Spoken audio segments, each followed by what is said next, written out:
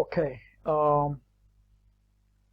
Now we can see that this company entered into a contract with a customer to supply housing furniture.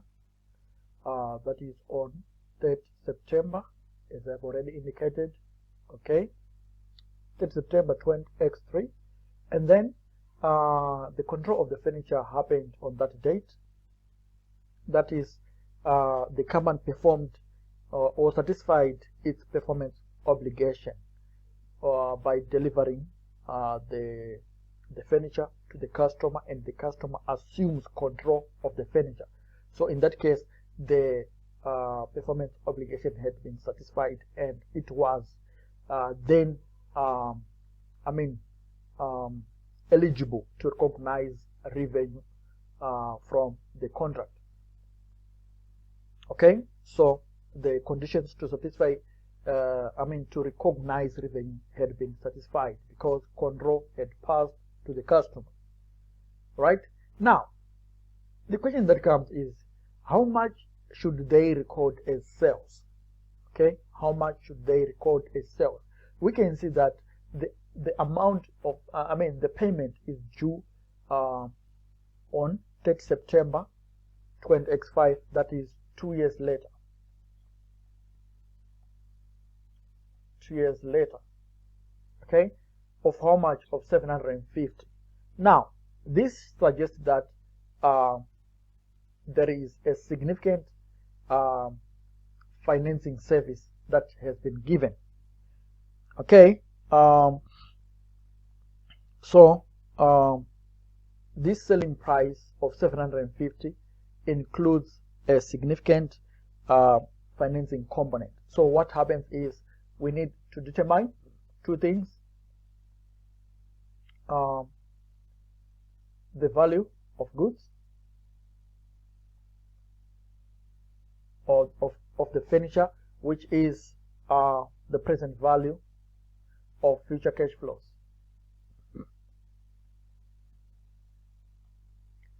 Present value of future cash flows. And then we also need to determine the financing component. These are the two things we need to establish. So when we are saying we need to calculate the present value of future cash flows, we are saying the future cash flow is 750,000. So we need to determine this future, the present value of this amount, because we are going to receive this amount in 2 years' time. So we need to discount this amount to present value terms.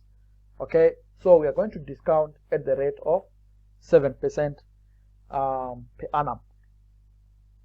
All right, so the discount would be, so the sales amount would be 750,000 multiplied by 1 over 1 plus R.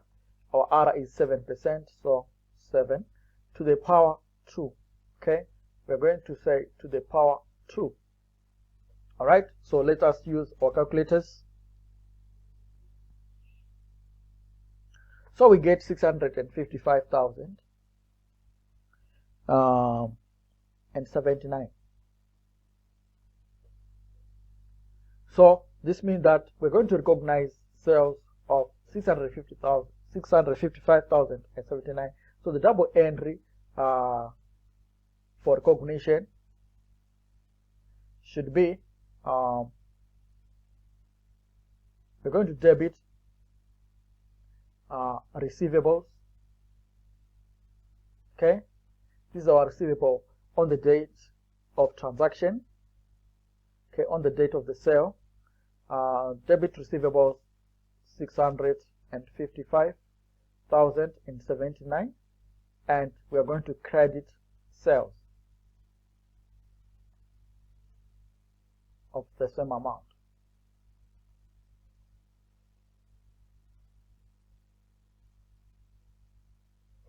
Okay. Then the remainder is the balancing figure. Okay, the remainder is the balancing figure, which we are going to consider or to recognize as finance income. Okay, but the question that comes is, shall we recognize this finance income immediately? The answer is no. We can't recognize the finance income, the outstanding balance, immediately on the date of the sale. Why? Because this income is realized over time. Okay, we are going to earn it over time. So it is a revenue that is going to be received over time, not at a point in time. So we do not have to recognize the income immediately, okay, but over time, like at the end of the year, at the end of 2004 actually, okay, because the transaction was ended on 3rd September 2023. So at this particular date, these are the entries we make. Okay, those are the entries we make. But at the end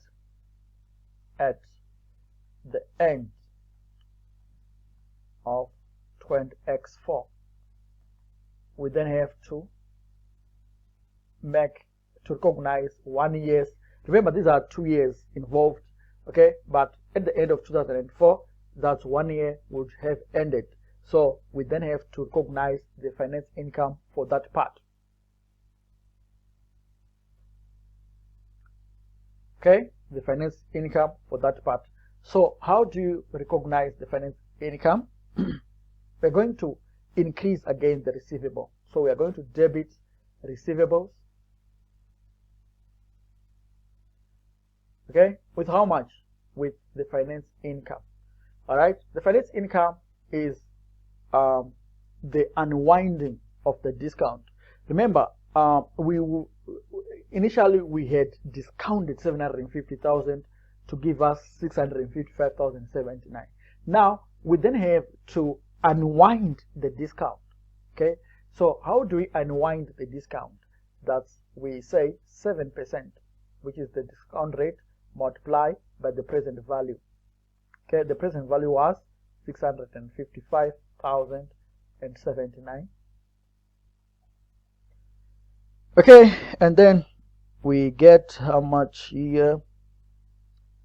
45,856. All right, so that's, we are increasing the receivables by that income. Why? Because we are yet to receive it from the customer, so it is a receivable to us, and then we credit finance income.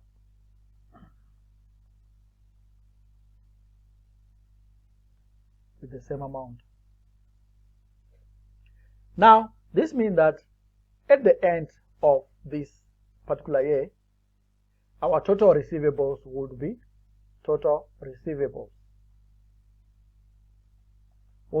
the original receivable, okay, original amount of how much? Of 655,079, okay, the original PV, plus year one finance income,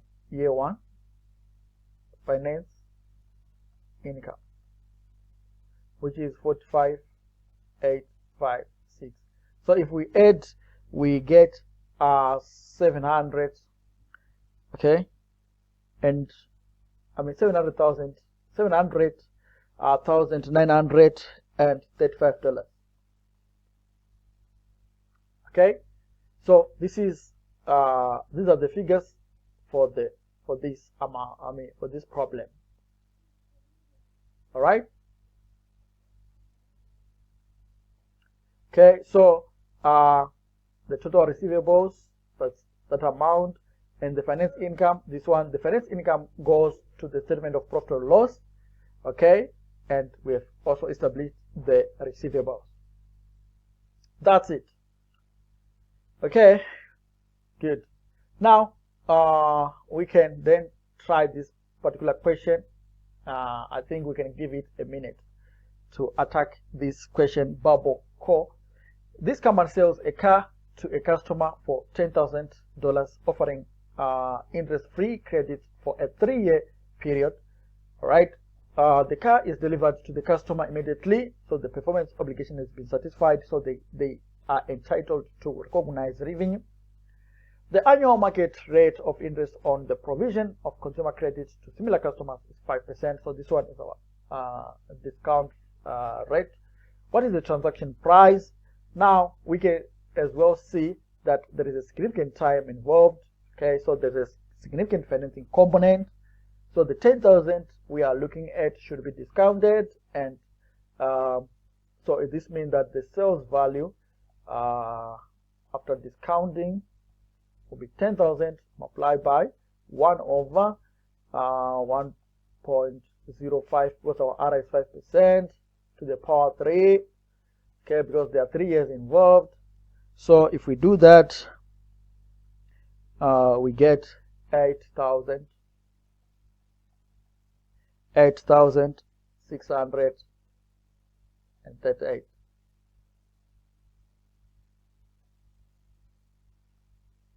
And in the exam, we would have answered the question, because the question says, what is the transaction price? And this is the transaction price we would have established. Remember, we are pursuing step number 3. Okay, I think, let me just confirm. Yes, because we need to establish the transaction price. Okay,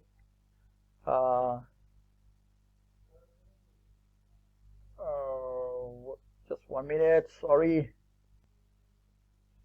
Yes, we are determining the transaction price.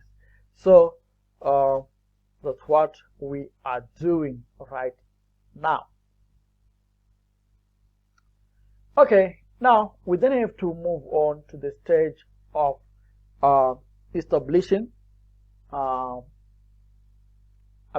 the allocation of the transaction price. We have determined the transaction price, but we then have to know how to allocate it among the items within the sale transaction. So the total transaction price should be allocated to each performance obligation in proportion to standalone selling prices. The best evidence of a standalone selling price is the observable price of a good or service when the entity sells that good or service separately in similar circumstances and to similar customers. If a standalone selling price is not directly observable, then the entity estimates the stand-alone selling price. So where it is not possible to establish the standalone selling price of a certain item or of a certain performance obligation, then the entity is allowed to make estimates. So this is why this standard requires strong professional judgment on the part of management. Okay, they should exercise professional judgment in coming up with these estimates, and auditors have to be on the lookout for such estimations. Some of them are over optimistic. Okay, they are too opportunistic, which means there could be some tendency of overstating things. All right, let's try this to understand the issues to do with allocation of transaction prices. So give yourself 2 minutes to attempt this on your own, and then you follow me, you follow the leader. All right, thank you. A Japanese robotics entrepreneur, Robot Kintsuko RKC, sells a sensual therapy robot and 1 year's free technical support for $120,000. It usually sells the robot for $120,000, but does not sell technical support for this robot as a standalone product. Other support services offered by RKC attract a markup of 50%. It is expected that the technical support will cost RKC $20,000. How should the the transaction price be allocated between the robot and the technical support? Okay, there are a lot of figures that are involved in this question, but you just have to stand on your principle. All right. We are being told that the purpose of these guys is to sell a robot. Okay, they sell essential therapy robot. At how much?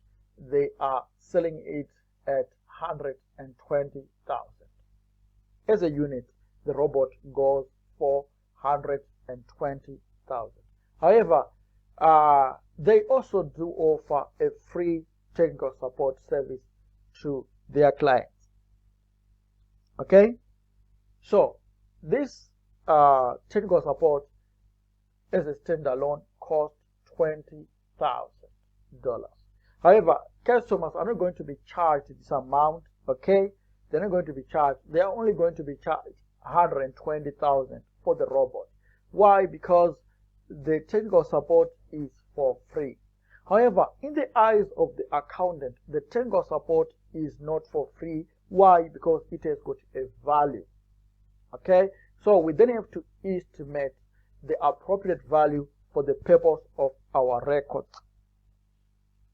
Okay, for the purpose of our records. So we need to allocate the 120,000, which is going to be paid by the customer systematically. Okay, between what and what? Between the robot and the technical support.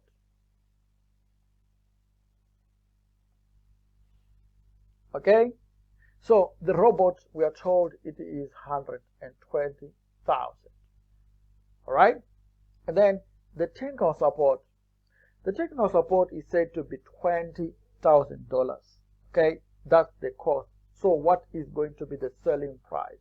We are told that they charge 50% markup.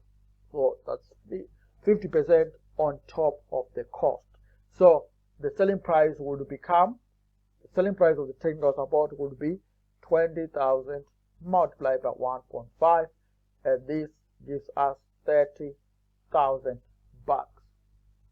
So we are going to add the $30,000 here to give us a total of 150,000. So this is the theoretical selling price which we expect both the robot and the technical support to fetch. However, being a theoretical selling price, we then have to allocate the actual selling price. Okay, so how do we allocate the actual selling price of 120?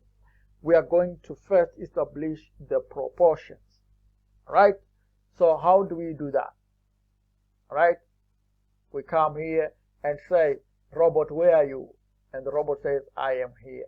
And the selling price of the robot is 120, as we have already established, and the tech support has got a selling price of 30,000. And we obtained 150,000. Now we say the proportions. We are saying for the robot, the proportion is 120,000 over 150,000. And we get how much there? 80%. And obviously, for the tech support, it should be 20%. You can verify 30,000 over 150,000, and you must get 20% because the total here should be 100%. Okay. Now, once you have done this, you then have to come here and then do your allocation. We know that the price that is to be allocated is 120,000. This is the price that is to be allocated between the robot and the tech support. Okay? And the robot, we said it has to be given 80%, and the tech support should be given 20%. So 80% of 120,000, that's 96,000. And 20% of 120,000, that's 24,000. Why? Because if we add 96 plus 24,000, we must get 120,000. So that one is allocation. Okay, but now the question that comes is,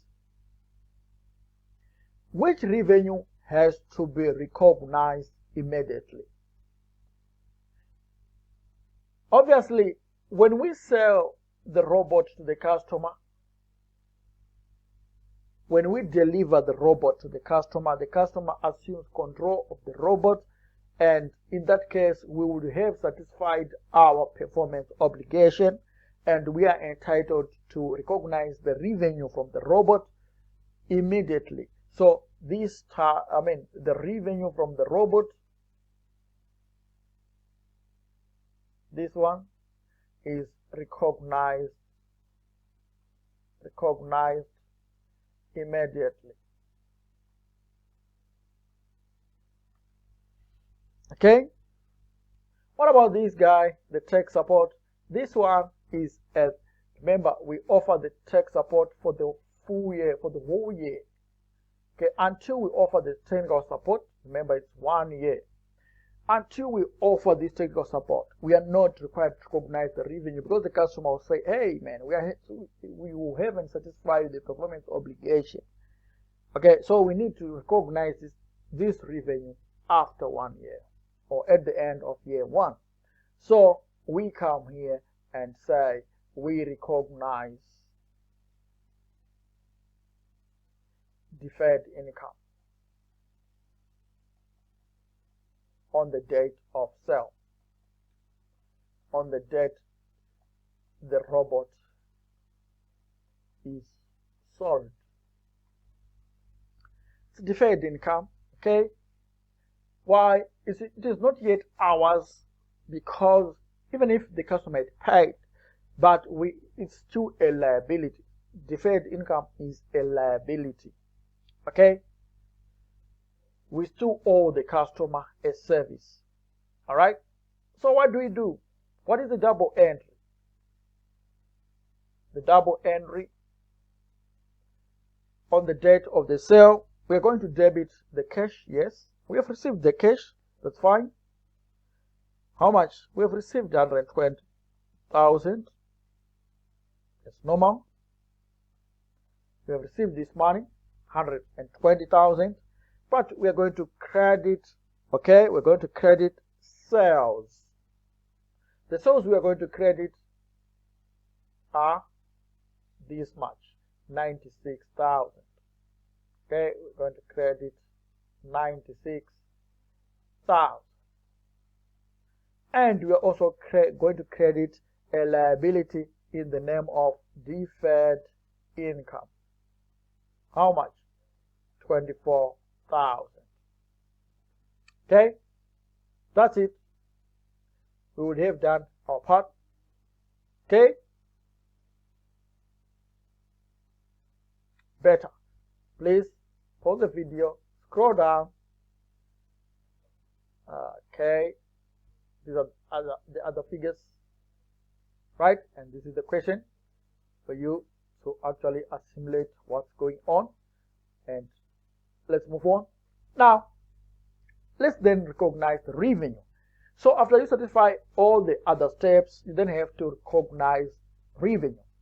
Once control of goods or services transfers to the customer, the performance obligation would have been satisfied and revenue should be recognized. This may occur at a single point in time, as you have already seen, that when you deliver the robot, you then have to recognize the revenue, or over a period of time. Sometimes you would satisfy the performance obligation over time. For example, the issue of technical support is something that is going to be satisfied over time. Now, if a performance obligation is satisfied at a single point in time, we should consider the following in assessing the transfer of control. Number one, present right to payment for the asset. Usually, for us to recognize or to determine if the performance obligation is satisfied at a single point in time, we should then have to establish the present right to payment for the asset. As you have seen in the example of the robot, the customers have to come and pay for the this specialized property or equipment, the robot. They pay first, and then we give them a free technical support. So if that is the arrangement, then we would have said that we have the right to payment for the asset. We have got the present right to payment for the asset. Then transferred legal title to the asset. Once the payment has been done, we transfer the legal right of title, okay, the legal title of the asset, all right, to the customer. We transfer that legal title, and the robot becomes the customer's property. Then transferred physical possession of the asset. When the asset is going to be transferred immediately, then obviously it also points out that we need to recognize revenue at the single point in time. Transferred risks and rewards of ownership to the customer.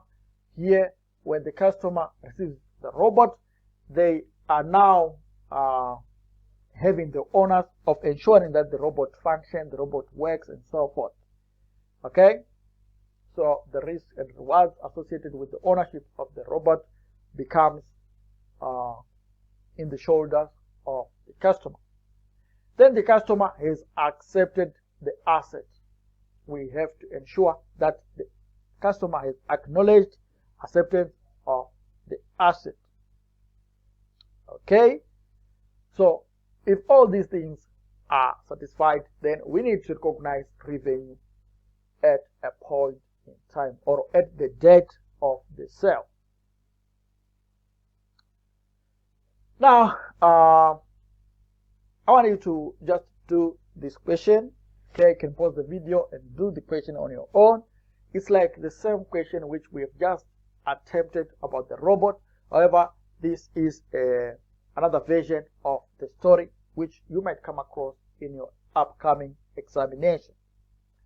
Powertel sells mobile phones, selling them for free when a customer signs up for a 12-month contract. The contract costs the customer $45 per month, so which means in the whole year, in 12 months, the customer would have paid how much? So this is the value of the contract or the transaction price. Okay, the transaction price, the TP, is 12 by $45, and this must be 540. Okay, that's the transaction price, and then you just have now to establish the proportions to allocate this transaction price on certain items within the bundle. Remember, the issue of allocation has to do with bundling of products. So your purpose should be to unbundle, okay, to unbundle the items within the bundle, because usually these telephone companies would sometimes, like in this case, they give customers a handset. Okay, they sell mobile phones for free when a customer signs up a contract. We know that there is now a handset which is being given for free. Okay, but we know that these guys are in business. They can't just give for free. There is somewhere they are aiming to get some money or some profit. Okay, so we need then to establish what is the other thing that is being charged. So we are seeing a handset, which is theoretically being sold for free. All right, and then we have got a contract. This contract is a contract for a service. Like for example, these telephone companies, they give you some call service or some data service. So those ones are going to be charged. So the call and data charges will prevail. So you are going to get a handset, but you also have to suffer costs for calls and data. So this is why they must ensure that you sign a contract for the service for the whole year. You need to pay $45. Okay, now there is a competitor for this company, PowerTel.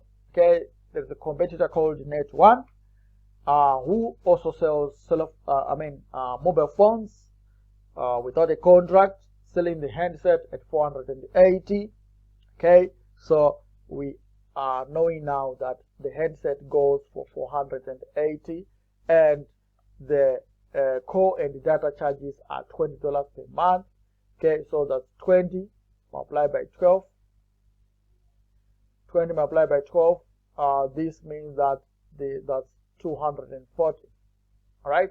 So if you add these figures up, you get how much? You get 720. All right. So this is the theoretical selling price. All right. Which should be the basis for allocation of our $540 in question. So how do we allocate the 540? It's very simple. We need first of all to establish the proportions. So let's do the proportions. We know that handset is going for 480 theoretically. From a competitor. And then there is call and data service, which is 12 by $20 per month. That is 240. We have already calculated that, and you get 720. And the proportions would be for handset, it will be 480 over 720. 480 over 720. How much is that? Let me use my calculator.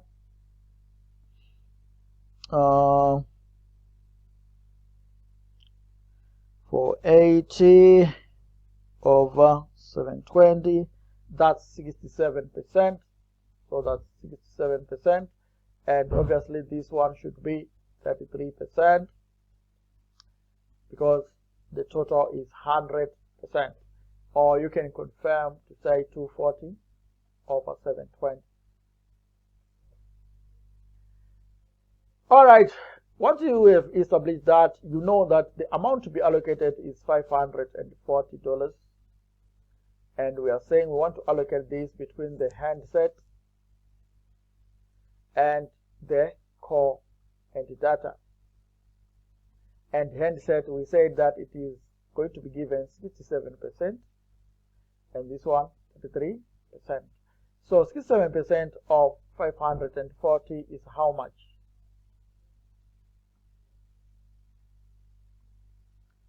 Okay, 67% of 540, that's 360. Please confirm.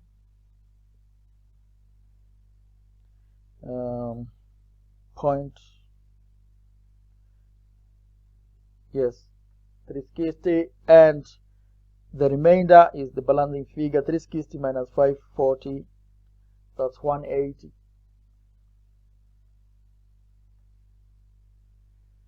Okay, in that case, we would have allocated the transaction prices correctly.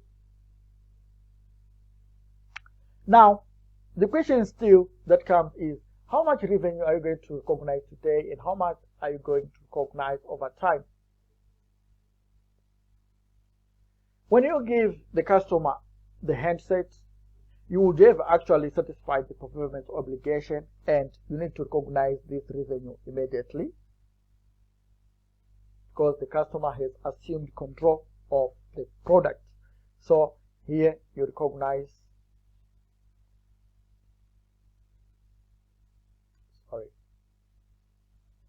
revenue immediately. So how do you do it? You debit because this customer would not have paid you anything, all right? So if they haven't paid you anything, you debit receivable, credit sales. Of how much? The receivable is just the equivalent, 360, and the sales are 360. Okay? And then there is this guy, the 108 for the call and the data service. This one is going to be enjoyed by the customer over the whole year. Okay? You can't recognize the revenue now because you haven't satisfied the obligation of giving them a service. We're going to give them a service over the whole year. Okay? So you're going to recognize revenue as you are rendering the service. Okay? So you're going to recognize revenue over time. So in this case, revenue is recognized over time. Over time. So it's now an issue of over the 12 months. Like for example, if you have given the service for 1 month, you recognize revenue equivalent to 1 over 12 months. If you have given service for 3 months, you just have to say 3 over 12 multiplied by 180. If you have given service for 6 months, then you say the revenue so far received or earned is 6 over 12 multiplied by 180. Okay, so what we do on the date when we sell this asset at the beginning of the transaction, you need to recognize deferred income. So you debit again receivable 180 and credit deferred income 180. Then this income is then allocated systematically, as I have already indicated, that if you have then given the service for 1 month, you then have to say the revenue has to be recognized, which is equivalent to 1 month, that is 1 over 12 multiplied by 180. Okay? So that will be the issue. So in that case, you would have to then amortize this revenue, okay, or to recognize it as, for example, if a customer, if you have satisfied an obligation for 1 month, you then have to recognize this income as you debit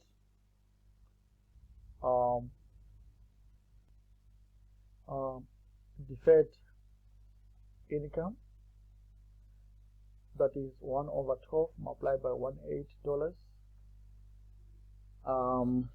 Let me use my calculator. Okay, 180 over 12, that's $15. Okay, for 1 month, $15, and credit a revenue $15. Okay, because you have offered a service. All right. So the reason why you are debiting deferred income is you are reducing the liability, because originally you would have recognized a liability of 180. So you then have to systematically, according to the time. So you need to recognize the revenue over time. So by crediting revenue, you are now recognizing the revenue component within the deferred income after the performance obligation has been satisfied. So in this case, it is being satisfied monthly, so therefore you then have to recognize the income monthly. Okay, I think we have done it.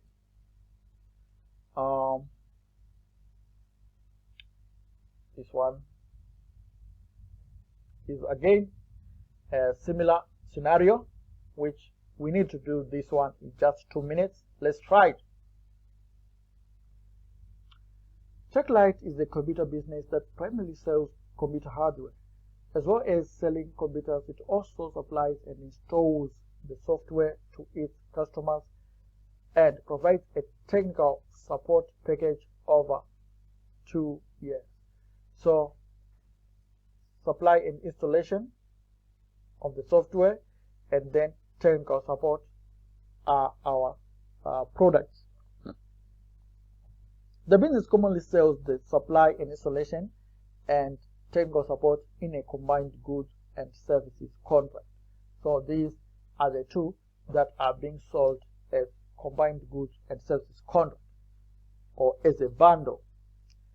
The combined goods and services contract sells for 1,600. So this one is the TP, the transaction price.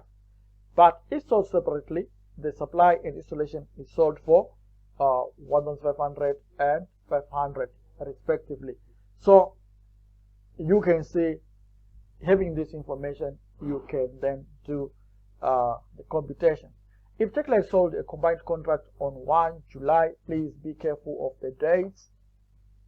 Demonstrate how the transaction would be presented in the financial statement for the year ended 31 December 20x7. So how many months are we talking about? From 1 July 20x7 to 31 December, that's 6 months. And the contract is for 2 years. Okay, so those could be the challenges which you might face.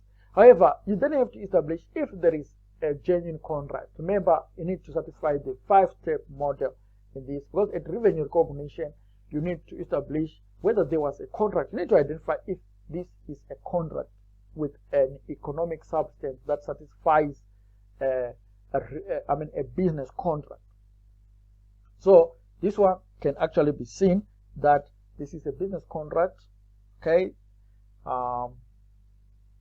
and then you need to identify the performance obligations, and we identified them as the installation of the software and the provision of technical support. And then we then have to determine the transaction price. Okay, the transaction price has been determined as 1,600. We've seen it. Then we need to allocate. Now let's start on the allocation part of it, because that's where the business is. And the allocation is very simple. We know that there is installation, and the installation goes for 1,500, and then the tech support is $500. So the total is 2,000. So that's the total. The total is $2,000. Then the proportions are for the installation, that's 1,500 divided by 2,000. This gives us 75%, and the remainder obviously is 25%, because they should add up to 100%. All right. So the allocation would be as follows. Okay, we just do. We know that the amount that is to be allocated is 1,600. So let us share this between installation and tech support. And installation is 75%, tech support is 25%. 75% of 1,600 is how much? That's our working that is required. I think it's 1.2, if I'm not mistaken. Yes, $1,200, and this one is $400. However, we then have to know which one has to be recognized today and which one has to be recognized over time. That's the work we need to do, and that's very, very, very, very simple. Okay.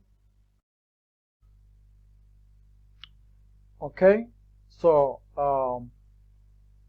this is the allocation, ladies and gentlemen. The installation is going to be given 75% according to the computations which we've made on allocation. Okay, so 75% and 25%. Now the question that comes is, which one should be recognized immediately? We know that when we did the installation of the software, we would have satisfied a performance obligation and the customer would have control over the product, so that revenue is recognized immediately. All right, so this one is recognized immediately.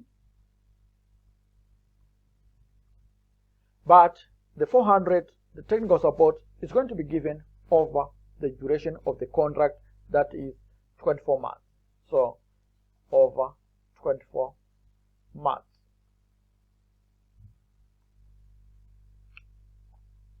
Okay, but we are told that the contract was ended on the contract date was 1 July. So 1 July 20x7, and the year end is 31 December 20x7. So which means the contract was for 6 months. I mean for the year 2007 or 20x7, it was only for 6 months in that year. So the revenue should be only for 6 months. So for the year ended 20x7, the statement of profit or loss will show revenue in respect of this contract of this much, 1,200, plus the 6 months revenue, that is 6 over not 12 this time, but 24 months. Remember, we just want a fraction relevant to this year, that is 6 months, but over the total period or the total length of the contract, that is 24 months, multiplied by how much? Multiplied by the revenue from that section, which is the technical support, that is $400. So multiplied by $400. So this gives a revenue of how much? Of 1,300. So in 2007, we recognize revenue of 1,300. So which means there is now a deferred income of how much? Because the deferred income originally was $400 at the date of the contract at 1 July 2007. The deferred income was $400 for the technical support. However, at the end of 2007, we had recognized revenue of $100. Okay, with this computation, 6 over 24 multiplied by 400, that's $100 revenue. So this revenue was recognized. So therefore, the deferred income balance at the end of 2007 was now $300. So this $300 is to be allocated between the non-current liability and current liability.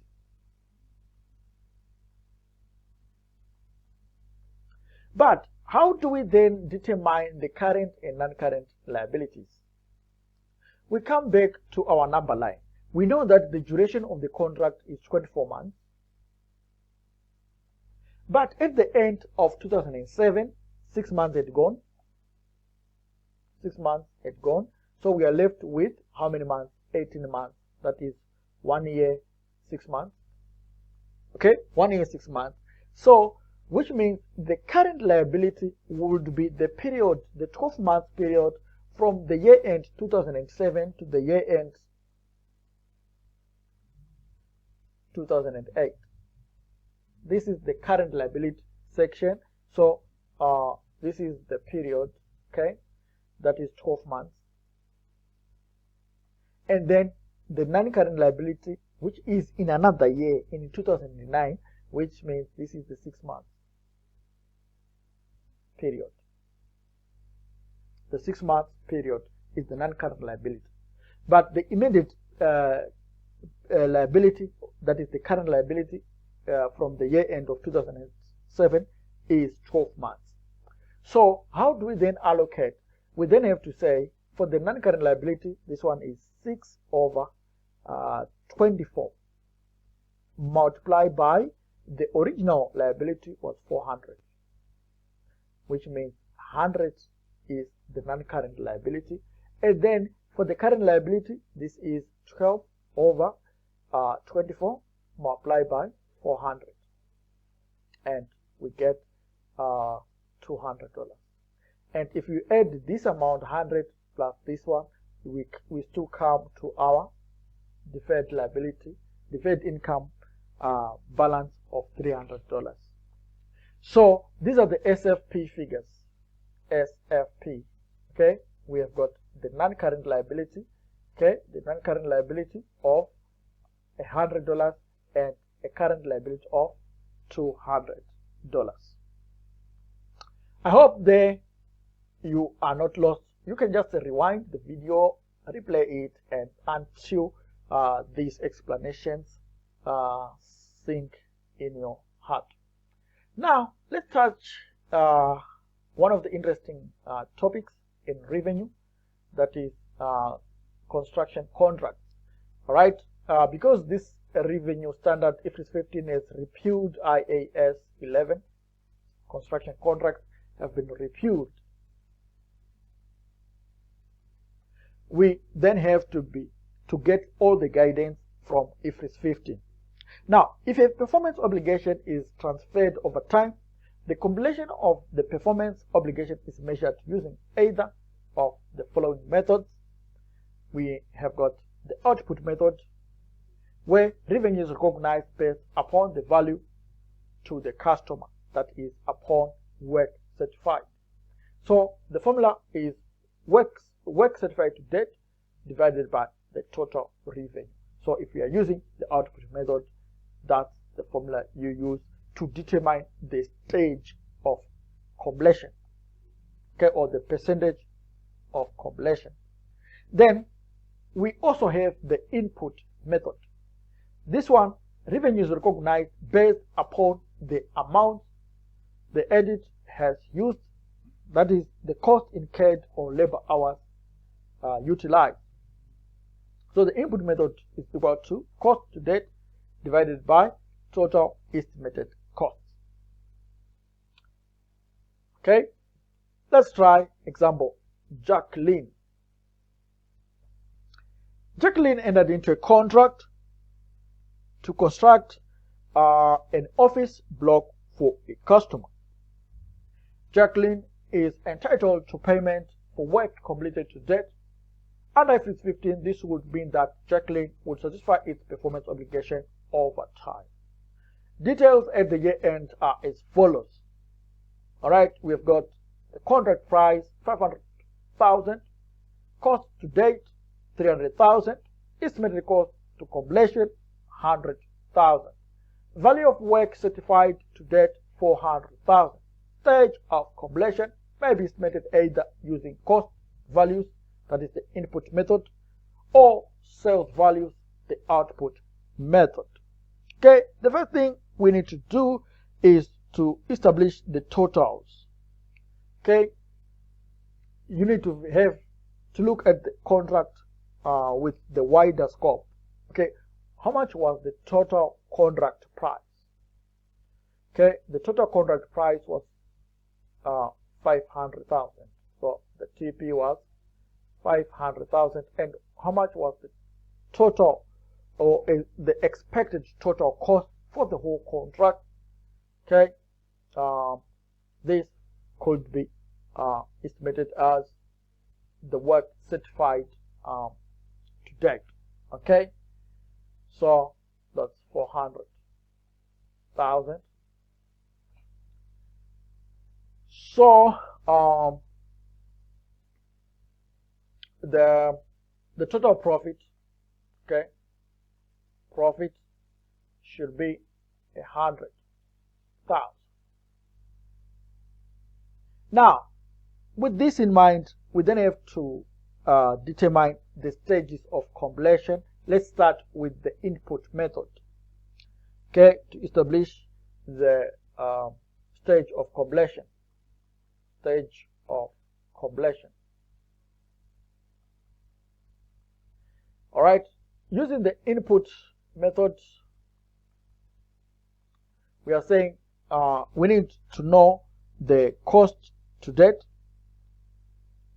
Okay, the cost to date is 300,000 divided by the total costs expected, which is 400,000. So obviously the input method shows that the stage of completion is 75%. So we then have to estimate the revenue in relation to 75% completion. So we multiply by 75% and we get 375,000. This is the revenue we need to recognize in our record. Now the total cost here is, you need to be very careful. This is the balancing figure.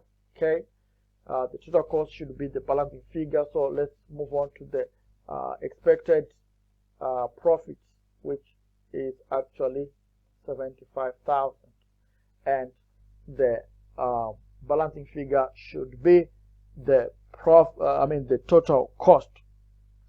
In this case, 375 minus 75, that's 300,000. That's the total cost for the contract. What about if we use the output method? So using the output method,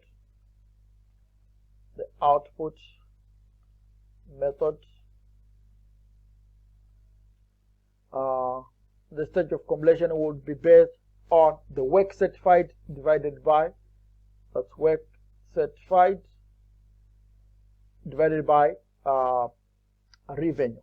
Okay, the total revenue. The work certified to date was 400,000 divided by the expected revenue, 500,000. So which means the stage of completion is 80%. So we come to the table and say the total, the total price, okay, or the contract price, transaction price was 500,000, okay, and the total cost was 400,000, all right, and the total profit was 100,000, okay, and we multiply here by 80%, okay, 80%, and we can see that we get 400,000, okay, and then I said this one for the total cost, this one you must put a balancing figure. So the profit should be, this one should be multiplied by 80%, 80,000. So therefore the total cost should be the balancing figure of 320. Okay, if there is a profit which is positive, you can see that the idea of the balancing figure is not confusing. You can just be worried and say, oh, what was the need for putting the balancing figure there? Okay, don't worry. Let us now look at a scenario when there are losses. This is when you will see that you can't just apportion anyhow. All right, so let's look at these figures.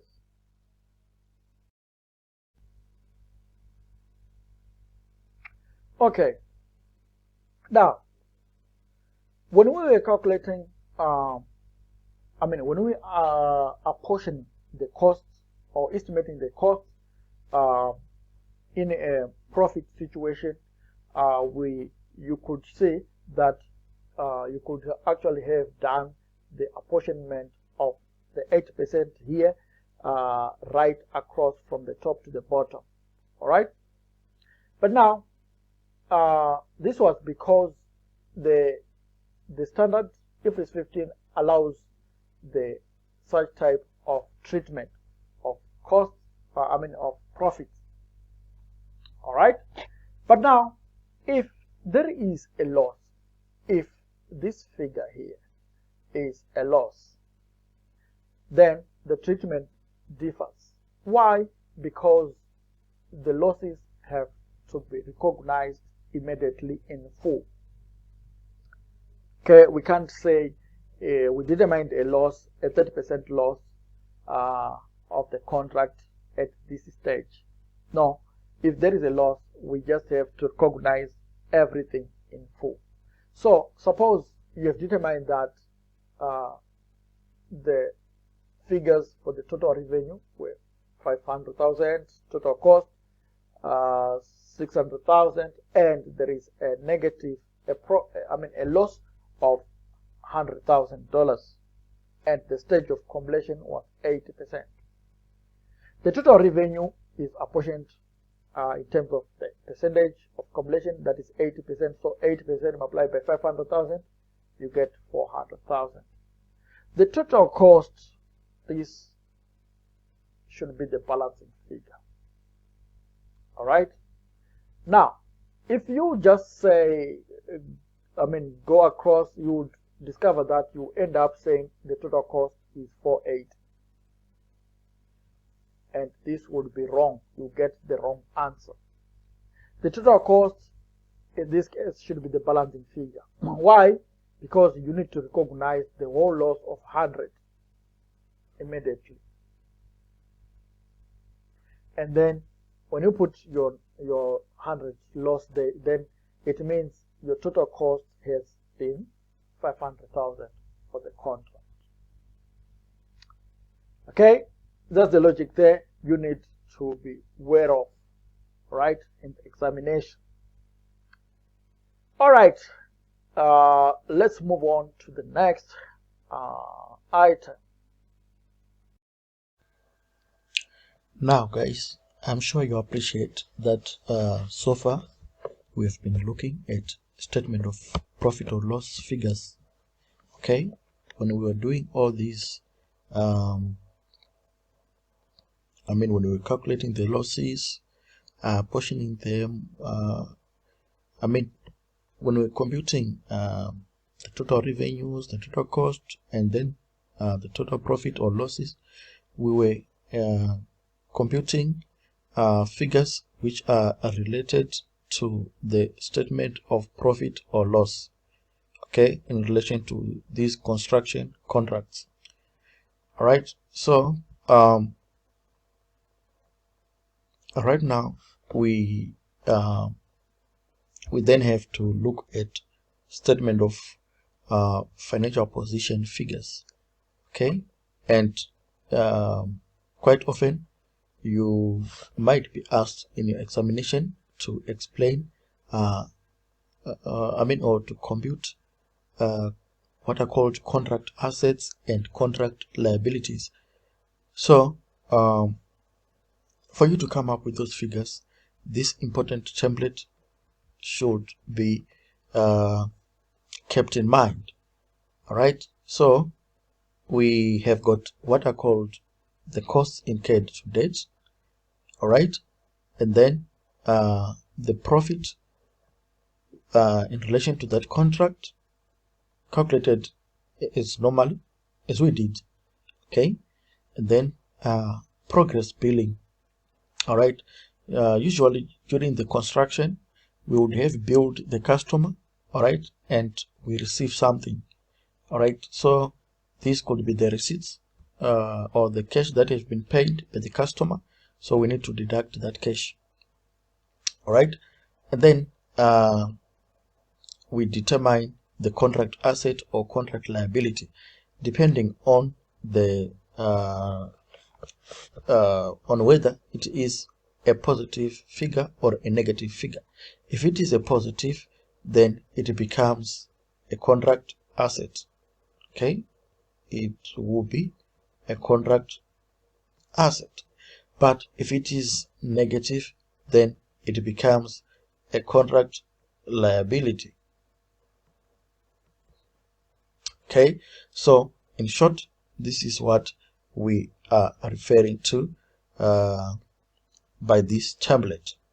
All right, but we need to explain further, maybe the terms contract assets and contract liabilities. Okay. Now, one might be wondering what a contract asset or a contract liability is. Um, well, contract assets are like receivables, but they are not really receivables. Okay, you might have to look at them like accrued income. Okay, they are like accrued incomes.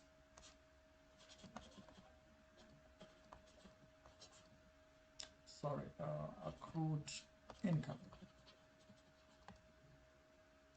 Okay, the essence is that we have done um, um, we have done the obligation,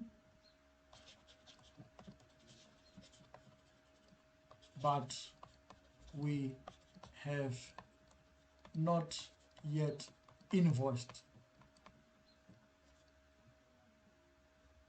the customer.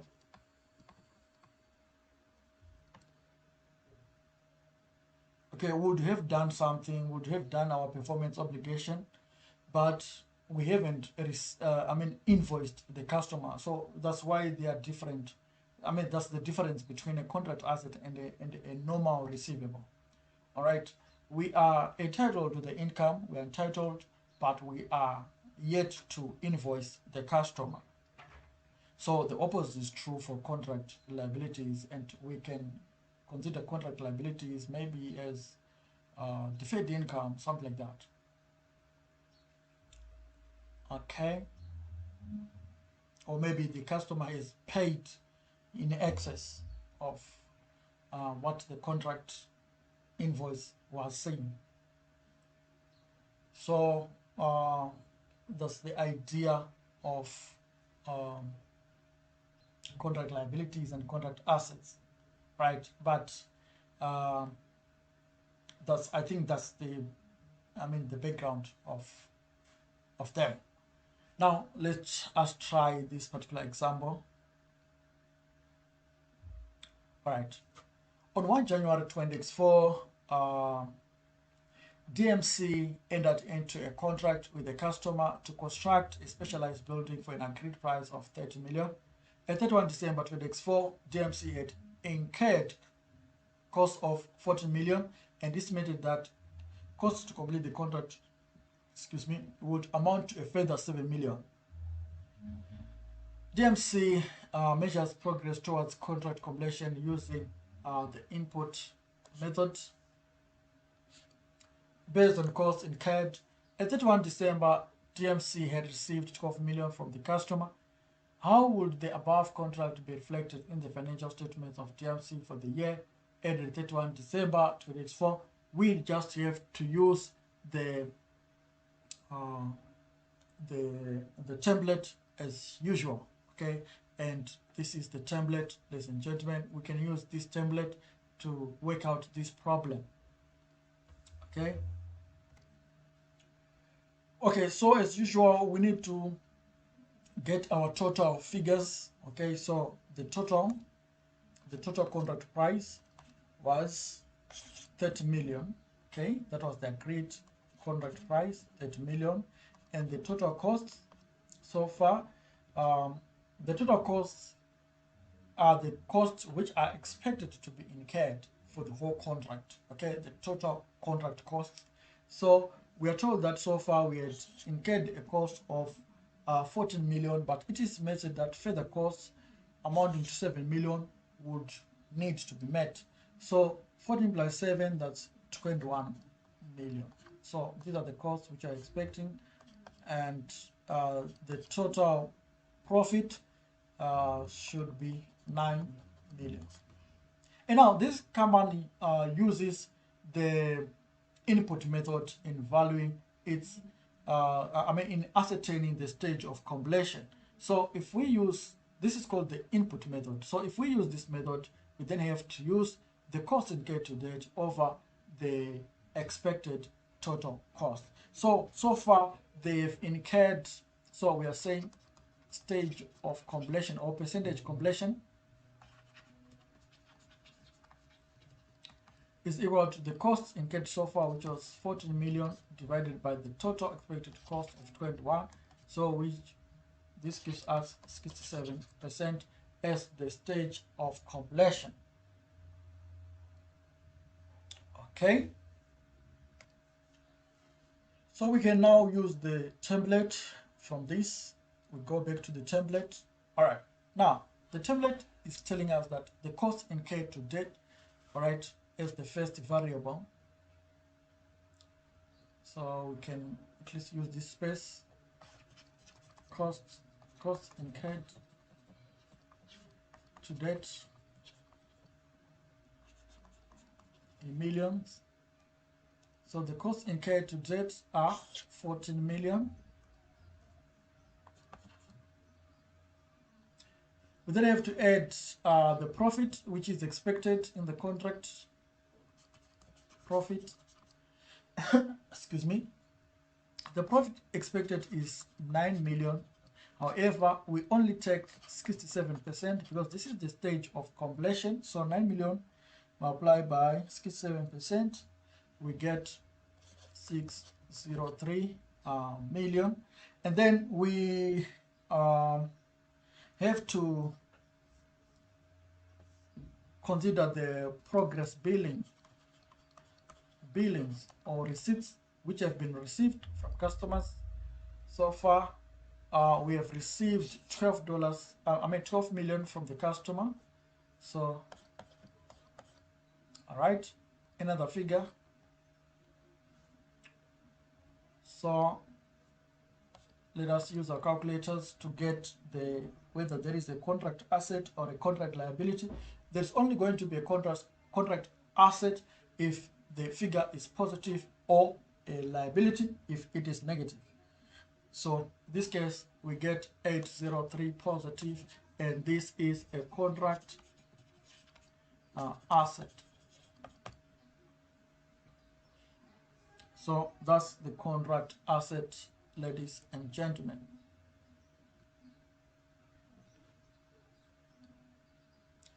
Let's try this question again and see if we can able to ace it.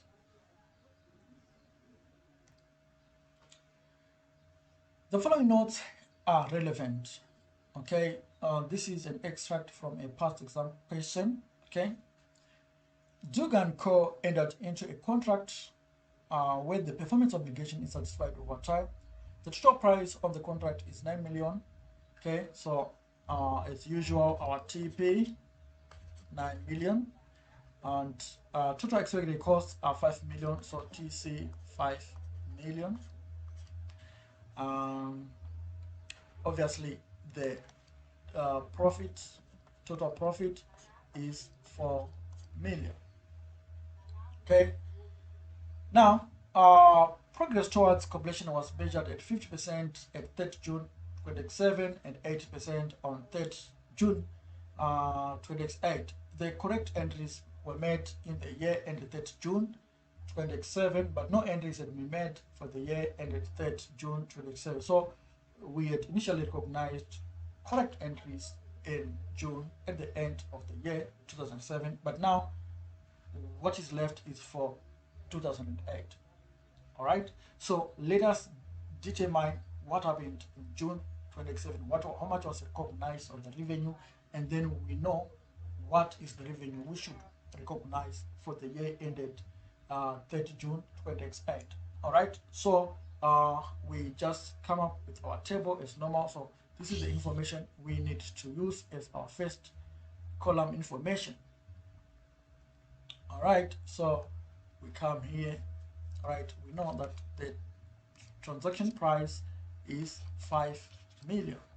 Okay, and total cost is 4 million, and then total profit is 9 million, right? And the transaction price was 9 million and total cost was 5 million. All right, so this is 5 million. Sorry. and then so we're having 4 million, right? And then we are told that at the end of June 20x7, right, 50% was the completion. Okay, the completion stage was 50%, or percentage of completion was 50%. So therefore, the total price, I mean, the revenue that was supposed to be recognized then was 4,000.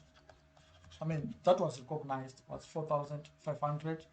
Okay, and the profit which was recognized was 2,000. Okay, remember it's in millions, right? It's in thousands, dollar thousands.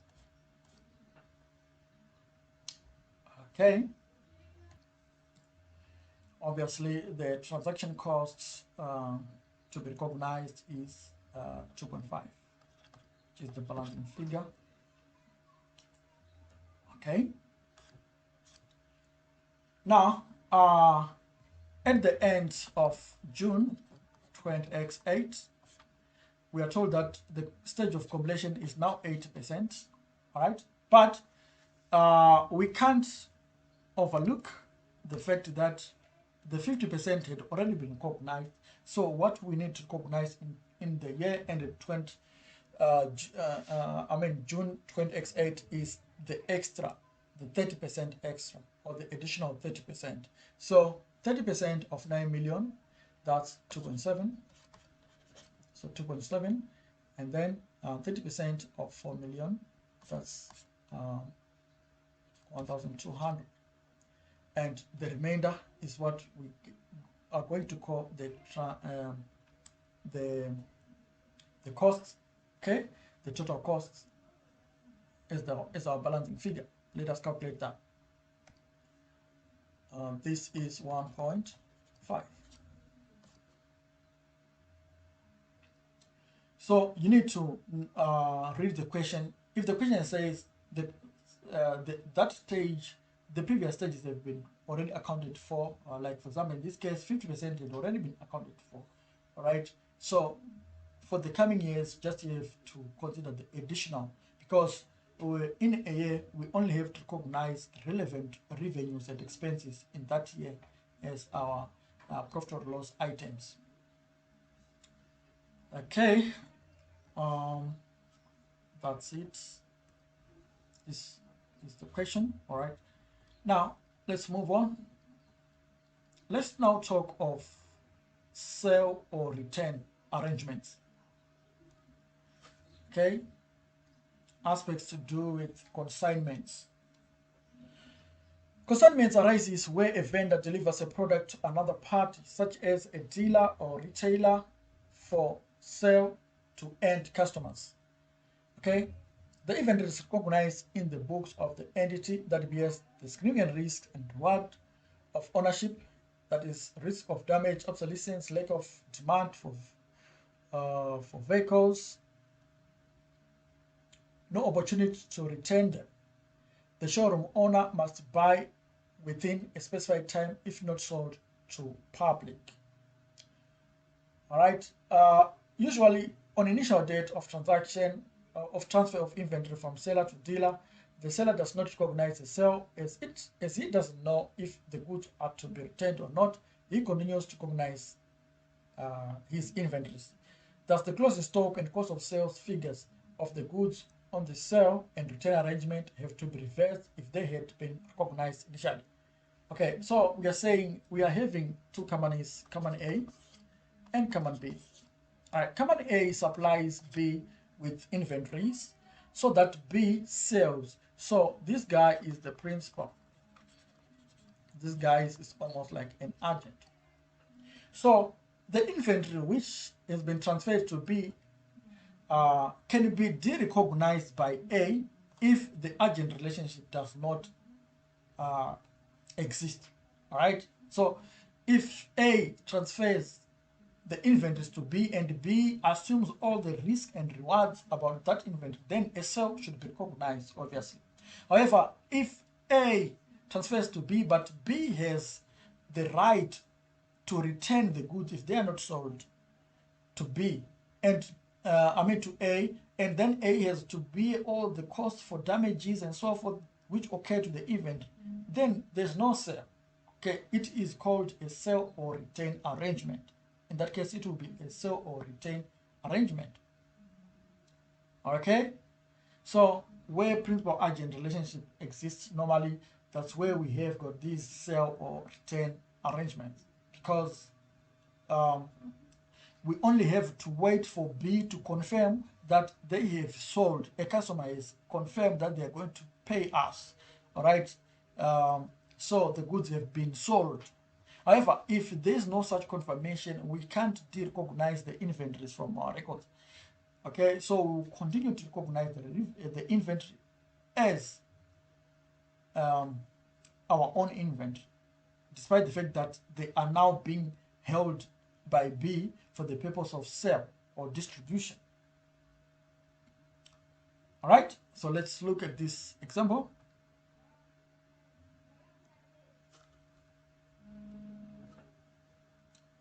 Okay. Okay. We are told that the sales revenue is including 50 million, which had been sold on a sale or return basis, and at a gross profit margin of 40%. All right, so which means um, we need to wait upon the confirmation from the customer that the goods are indeed sold. Okay, they're acknowledging that they are going to pay us, and they, I mean, they're happy with the goods. All right, so until we receive the confirmation, we cannot derecognize the inventories from our records. We cannot derecognize, we cannot recognize a sale. All right, so if there was no confirmation which was received, then we are going to reverse the transaction.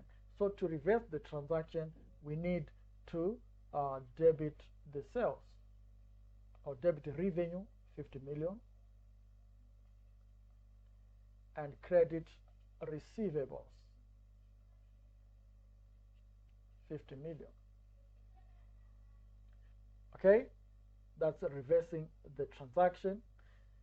All right, what about issues to do with the cost of sales? Because these guys are saying that they um, they sold these items at a gross profit margin of 40%. So therefore, the cost of sales and the value of this inventory was actually mm, the cost of sales is equal to 60% multiplied by 50 million, and 30 million has to be reversed. This cost of sale was not recognized because there was no sale at all. So we also have to uh, um, debit. We need to debit inventory, or debit closing stock or inventories 30 million, and credit cost of sales 30 million.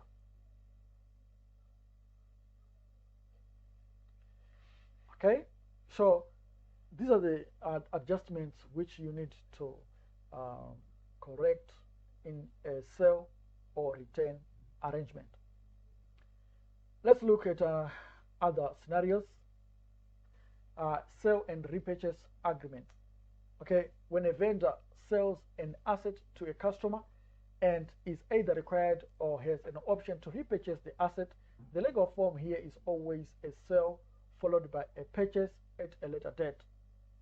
The economic substance is more likely to be a loan secured against an asset that is never actually being sold. Okay, so we are saying a situation whereby A sold a car to B.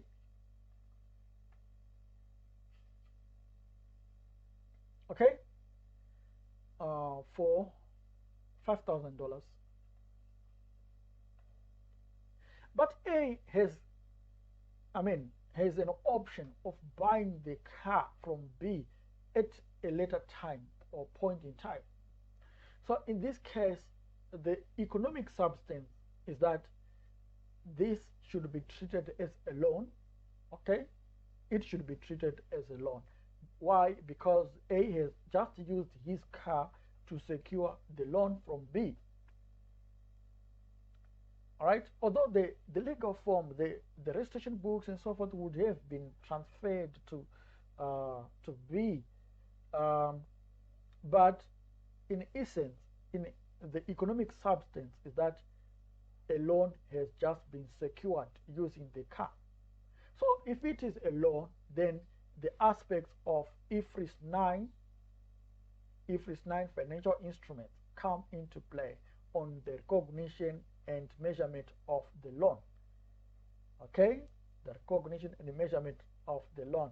And you know that in terms of Ifrs 9, the default position of recognizing a financial liability is amortized cost. It has to be measured or to be held at amortized cost. That's the default position for a financial liability. Okay, please refer to our video on Ifrs 9. That is week 6. Okay, week 6 video on financial reporting where we discuss these issues.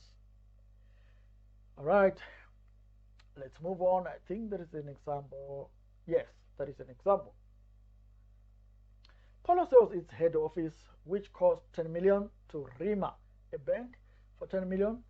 Okay, that's a repetition. On 1 January 2022, Polo is the option to repurchase the property on 31 December 2025, 4 years later at 12 million. Okay, so initially the cost of the head office or of the building was 10 million, and we are going to purchase it 4 years later at 12 million. So you can see that the difference between 12 and 10 is 2, and this is actually the finance cost.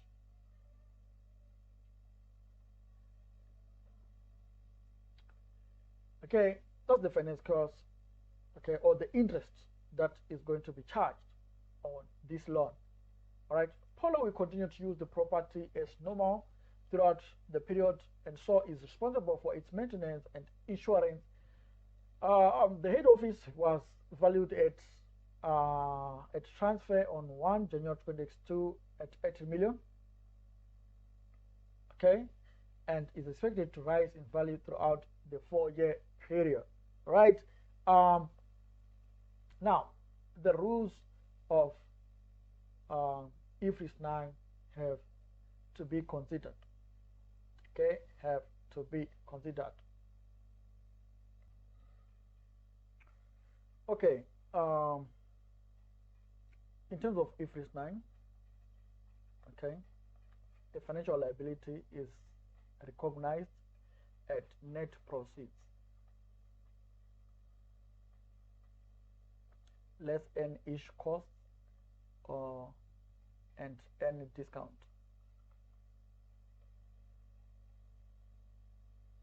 Okay, that's Ifrs 9. Right, financial liabilities.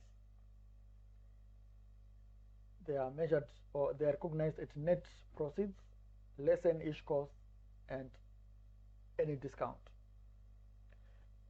Excuse me. So in this case, the net proceeds were 10 million. All right, and we are supposed to pay 12 million at a later date, that is in 4 years.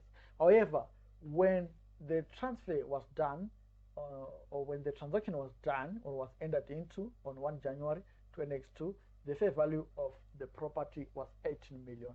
So you can see that the difference between 10 million and 18 million is so significant. This simply shows that this was not actually a sale. Okay, do not be tempted to recognize this liability at 18 million, which is the fair value of the property. No, the 80 million, the purpose of the 80 million in this case is just to tell you that this transaction is not an ordinary sale. Okay, this was not a sale at all. The building was simply being used as collateral or as a property to secure a loan. Okay, so you recognize the liability at 10 million, the net proceeds.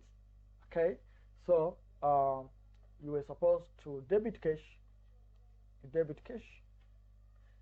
10 million and credit loan or financial liability 10 million.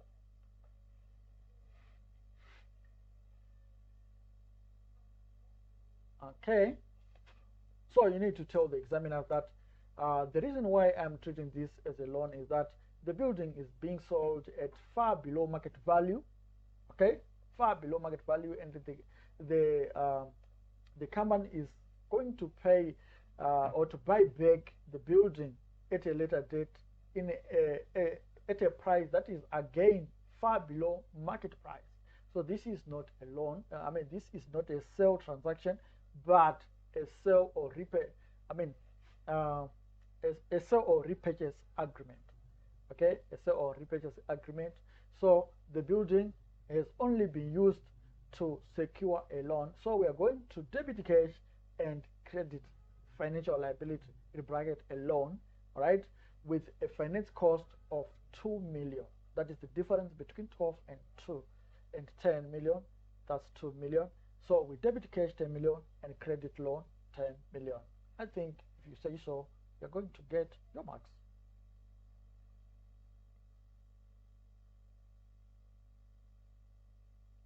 Now, we have touched on this issue at the start of the video lecture, where we discussed about the treatment of the agent commission. Agents normally inflate their revenues by including sales portions of their principal's revenues. This is wrong. They should only include in their revenue the commission component, which they are entitled. Whenever they make a sale, they get a commission. And revenue so wrongly recognized has to be reversed. So let's attempt this example. Tanaka Co's revenue includes 2 million for goods it sold acting as an agent for Ella. Tanaka Co earned a commission of 20% on these sales and remitted the difference of 1.6 million included in cost of sales to Ella. Okay, so these guys, they sold items worth 2 million. Okay, the sales were worth 2 million, but those items had been procured from Ella. Okay, that's Ella was the principal. Okay, so he had hired Tanaka, who was the agent.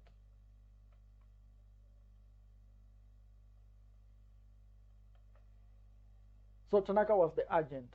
He was supposed to sell the inventories from Ella, okay, or she. Normally in Zimbabwe, Tanaka is usually for females. So she was supposed to sell this inventory on behalf of Ella, right? As an agent. So she was entitled to a commission. How much was the commission? The commission was 20% of the revenue of 2 million, which becomes 400,000. Okay, so they did the right thing by remitting the difference of 1.6. Okay, 1.6 was actually Ella's money. It was actually Ella's money, but they did the wrong thing in overstating their revenue, because as it is right now, this is what they did accounting wise.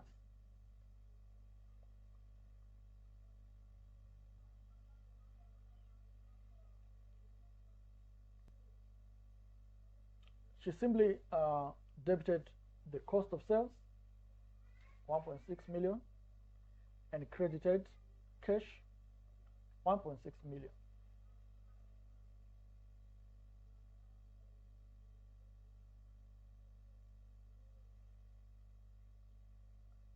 Remember, this was included in the cost of sales. So they had debited the cost of sales 1.6 million and credited cash 1.6 million. Okay, if I mean, in the eyes of Ila, nothing was wrong because she received the money. Okay, or they received their money, 1.6. However, in the eyes of uh, good corporate reporting, in the books of Tanaka, something was very wrong. Why? Because she had lied that she had obtained the goods costing 1.6 million from Ila at a cost. Okay, she had paid for them, but she didn't pay, so she was not supposed to debit the 1.6 cost of sales. All right, so that was actually wrong.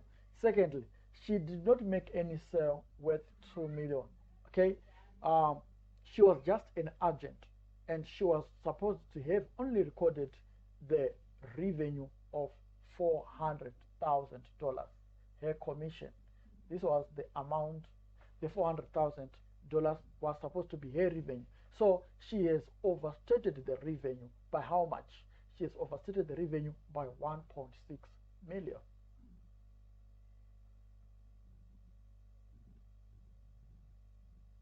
So the auditors, when they come, they will look into these issues.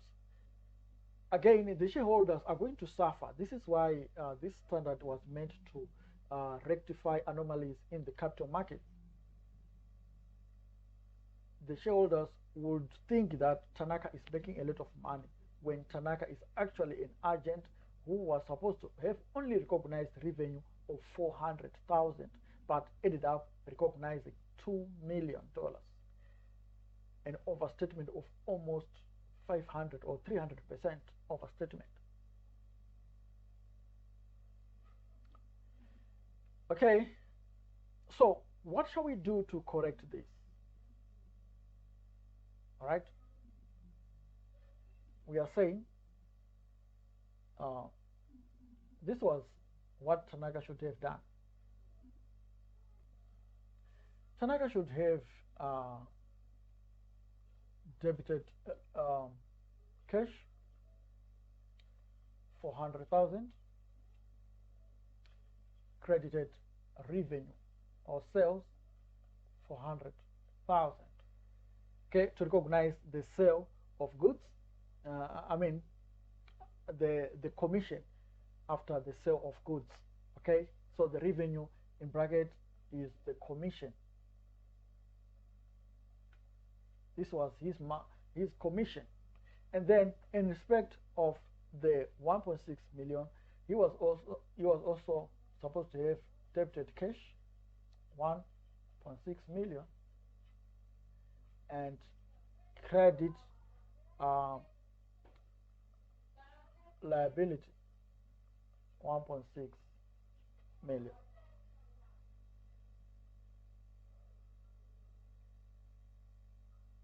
Okay, why is it a liability? Because this is a payable to the principal.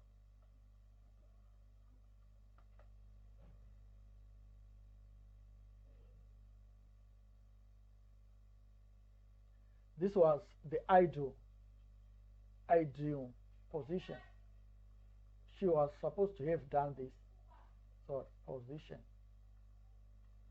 the ideal position. So what must we then do?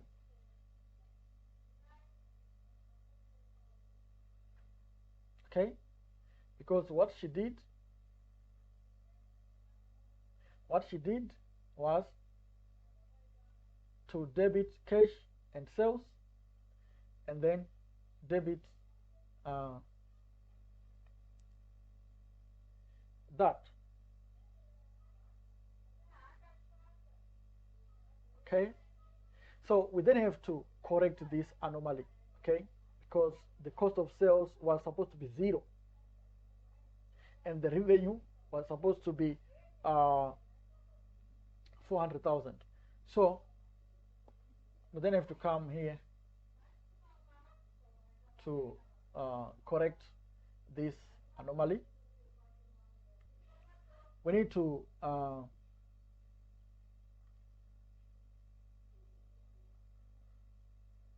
debit, okay? We need to debit the sales. We know that the sales have been recognized at 2 million. However, that was an overstatement. The actual sales for Tanaka are just 400,000. So the difference, debit sales 2 million minus 0.4, which means 1.6 million. Okay, and the pen is not that visible. All right, and then we credit payables. All right, we just have to credit not really the payable, because Tanaka is actually paid this guy. All right, so the amount is actually gone to the correct person. All right, but something has been overstated, and that thing was the cost of sales. Tanaka had recognized cost of sales of 1.6 billion. Okay, he had debited cost of sales of 1.6 million. We need to reverse this because the cost of sales should be 0. So cost of goods sold 1.6 million. So we have reversed the sales, we have debited sales with 1.6 million and credited cost of sales 1.6 million. This was the entry to correct the anomaly.